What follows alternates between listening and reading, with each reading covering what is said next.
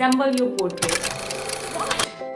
What are you saying? This is very much confusing. I know this would be the very common reaction, but don't confuse. Have patience and watch this video. सबसे पहले हम समझते हैं कि long hours study से करना है, proportion की स्टडी कैसे करनी है, वही कंपैरिजन के लेंथ के बराबर भी डिफरेंस रह जाता है तो फेस चेंज सामने से देखकर बना रहे हैं। तो जब हम सामने से देखकर बनाते हैं तो सारी चीज़ों को देख पाना, एक 3D को 2D में इमेजिन कर पाना बहुत tough.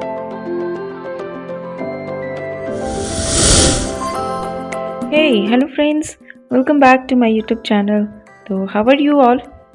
I hope you all are doing good.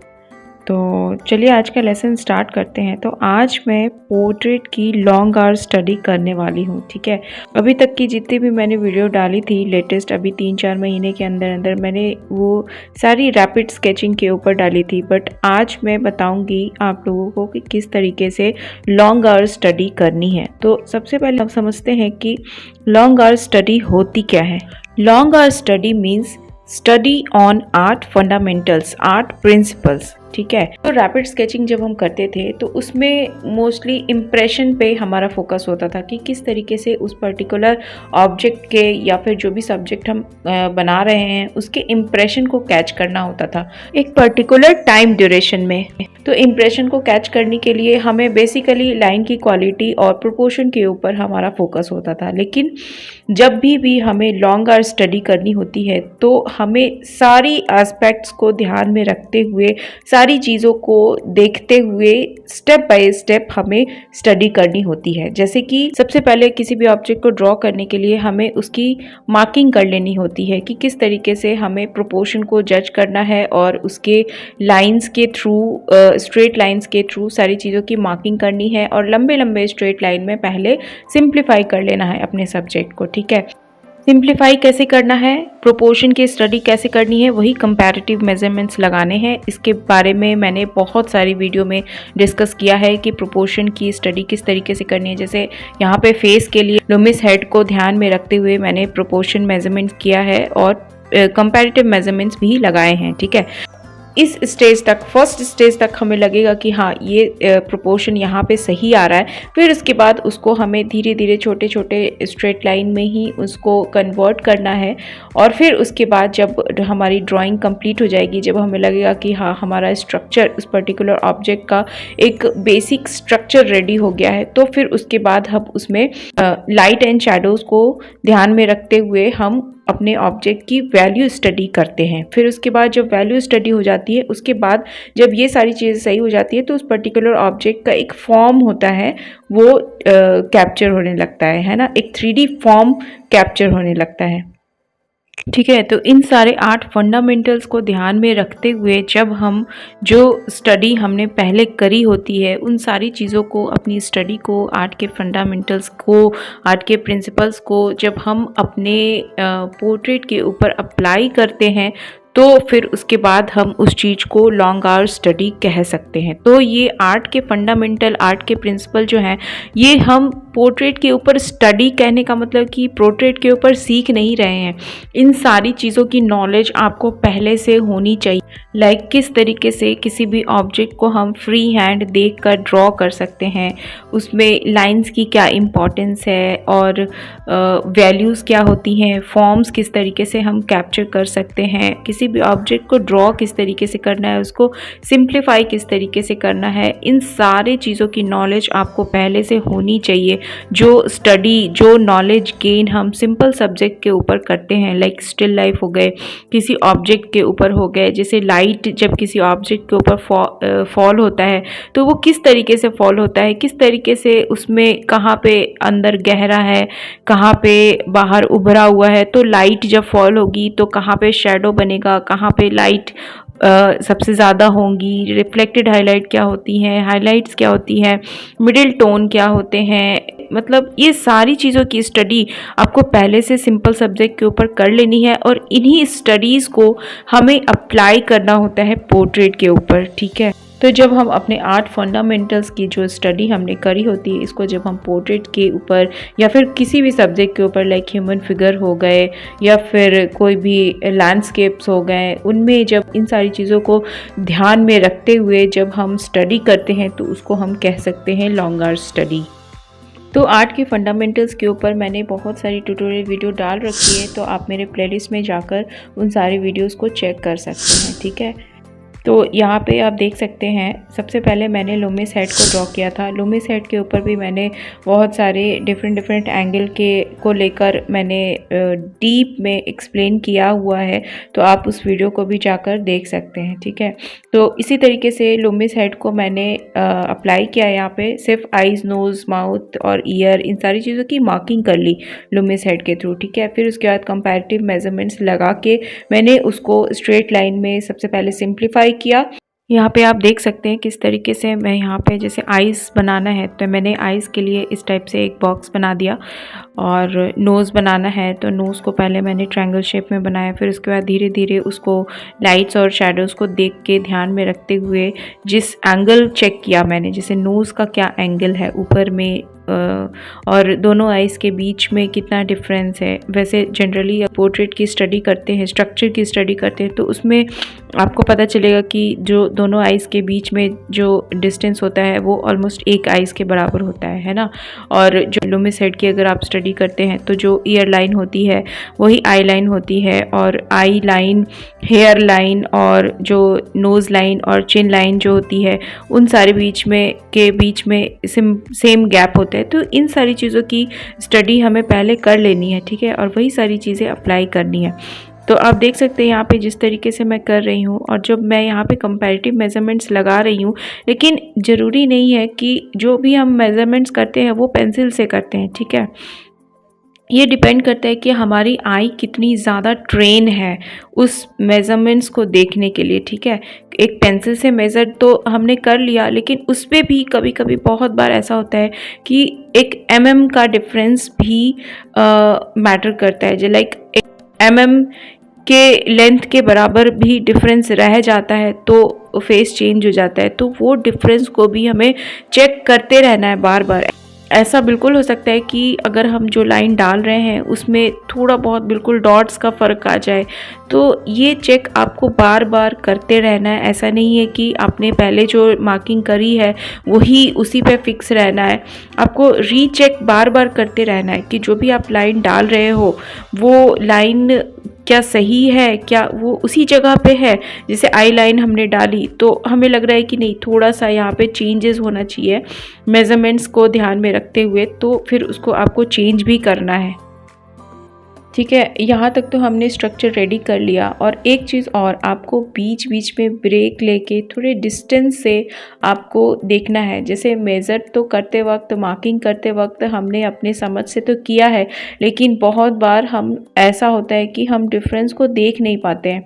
तो उस डिफरेंस को देखने के लिए आपको थोड़ा सा ब्रेक लेना है और अपने इमेज को, जो भी आपने स्केचिंग करी है, जो भी आपने ड्राइंग करी है, उसको दूर से अपने रेफरेंस से मैच करना है। तो ओवरऑल देखना है आपको। जब आप इमेज को ओवरऑल देखोगे ना तो डिफरेंस समझ में आता है ना। तो बार बार चेक करना है, रीचेक करना है, क्योंकि बहुत बार ऐसा होता है कि हम ऑब्ज़र्व नहीं करते हैं अपने इमेज को अपने रेफरेंस से, और हम उसमें शेड ऐड करने लगते हैं, वैल्यूज़ पूरा ऐड कर देते हैं, अच्छे से आइज़, नोज़, माउथ बना लेते हैं। उसके बाद हमें समझ में आता है कि नहीं, यहाँ पे तो थोड़ा सा चेंज हो गया है, ये डिस्टेंस थोड़ा ज़्यादा हो गया है, और फिर उसके बाद हमें चेंज करने का मन नहीं होता है, और फिर इसी में पोर्ट्रेट चेंज हो जाता है, फेस रिजेंबल नहीं हो पाता, ठीक है। तो जितनी ज़्यादा आप अपने इनिशियल लेवल पे, ड्राइंग लेवल पे जितना ज़्यादा आप टाइम लगाओगे एक एक चीज़ों की, बहुत ज़्यादा डीपली सारे मेज़रमेंट्स को ध्यान में रखते हुए जब आप इस तरीके से पोर्ट्रेट बनाओगे तो फिर वो पोर्ट्रेट सही बनेगा। और इस तरीके से जब हम स्टडी करते हैं तो फेस भी हमारा रिजेंबल हो जाता है, ठीक है। अब एक पॉइंट और मैं बोलना चाहूँगी कि जैसे बहुत सारे लोग ये गलती करते हैं और मैं भी करती थी शुरू में, कि जब भी हम पोर्ट्रेट बनाते हैं तो हमारा मेजर गोल होता है फेस मैच कराना, ठीक है। और यही सबसे बड़ी मिस्टेक्स होती है, हमारा ध्यान फंडामेंटल्स के ऊपर से हट के हम फेस मैच कराने में लग जाते हैं और हम मेजरमेंट्स के ऊपर से हमारा ध्यान चेंज हो जाता है और हम फेस मैच करने लग जाते हैं। आइज़, नोज़, माउथ और ईयर जो भी है, सारी चीज़ों को एग्जैक्टली मैच करने की कोशिश करते हैं, उसको उसी तरीके से बनाने की कोशिश करते हैं। प्रॉब्लम वहाँ पे नहीं होती है, प्रॉब्लम मेजरमेंट्स में होती है कि जो भी आइज़ के बीच में गैप है या फिर लिप थोड़ा सा ऊपर जाना चाहिए, वो थोड़ा नीचे चला गया है। जैसे इसमें अभी मैंने स्ट्रक्चर जब मैं रेडी कर रही थी तो मुझे लगा कि लिप थोड़ा सा नीचे हो गया तो मैंने उसको ऊपर किया है ना। तो यही सारी डिफरेंसेस हैं जिसकी वजह से हमारा फेस मैच नहीं होता। तो हमें लगता है कि समझ नहीं आ रहा है कि कहीं कुछ तो डिफरेंस है, फेस मैच क्यों नहीं हो रहा है, हमें तो सेम सेम लग रहा है लेकिन फिर भी फेस मैच क्यों नहीं हो रहा।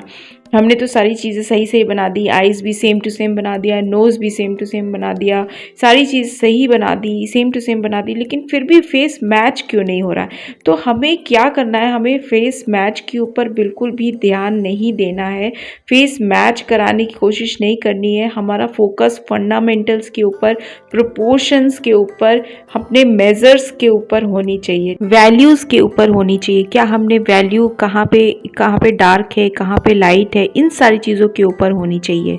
तो जब इन सारी चीज़ों को फोकस करते हुए जब हम बनाते हैं तो डेफिनेटली फेस मैच को होने से कोई नहीं रोक सकता है ना।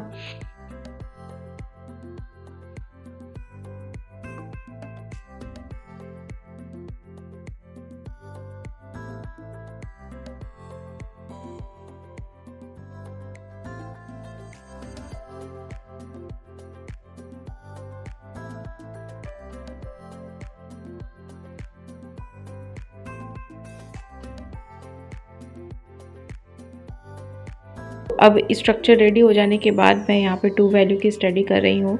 जो मैं देख रही हूँ कि जहाँ पे डार्क है उसमें डार्क फिल कर दिया और जहाँ पे लाइट है वहाँ पे लाइट को वैसे ही छोड़ दिया है ना।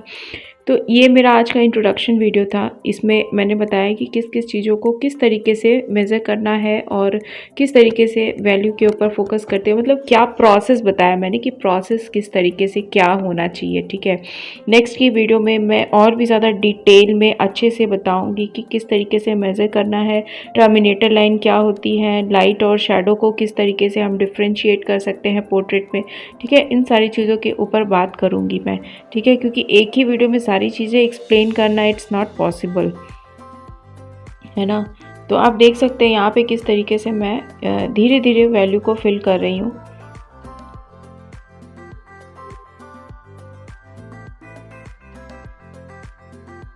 तो इस तरीके से मोस्टली लॉन्ग आर्क की स्टडी जो होती है वो लाइव मॉडल के साथ होती है। जैसे अगर हम पोर्ट्रेट बना रहे हैं तो लाइव सामने से देखकर बना रहे हैं, तो जब हम सामने से देखकर बनाते हैं तो सारी चीज़ों को देख पाना, एक 3D को 2D में इमेजिन कर पाना बहुत टफ हो जाता है, क्योंकि उसमें बहुत सारी चीज़ें देखनी होती है। पर्सपेक्टिव आ जाता है कि कोई भी ऑब्जेक्ट है वो 3D, कोई भी फेस है वो 3D है ना।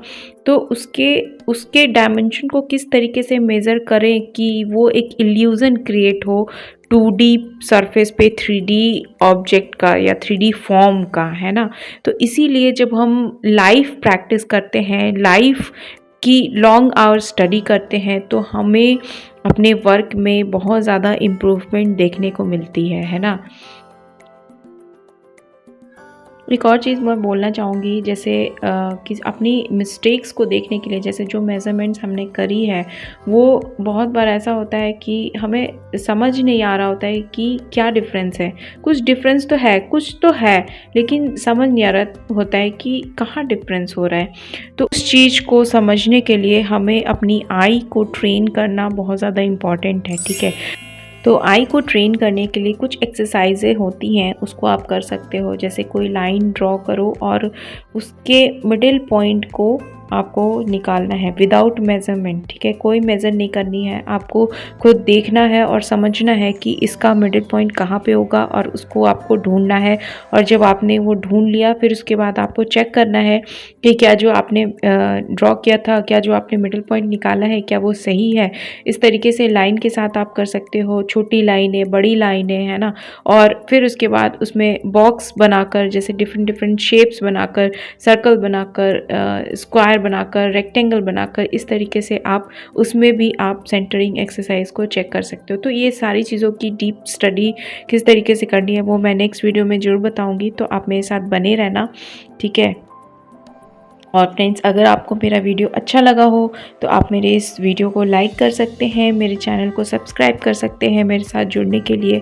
और मेरे इस वीडियो को अगर आपको अच्छी लगी हो तो आप प्लीज़ इस वीडियो को शेयर भी करना। तो आज का वीडियो मैं यहीं पे ख़त्म कर रही हूँ। इस वर्क को मैंने फिनिश नहीं किया क्योंकि ये मेरी स्टडी थी, इसमें मैंने सारे फंडामेंटल्स की स्टडी करी, किस तरीके से मार्किंग करनी है पोर्ट्रेट की, ठीक है। तो फ्रेंड्स, आई होप कि आपको आज का लेसन अच्छा लगा हो, तो इसी तरीके से प्रैक्टिस करते रहना, ठीक है। तो चलो मिलते हैं फिर नेक्स्ट वीडियो में, तब तक के लिए bye bye, keep watching, keep practising.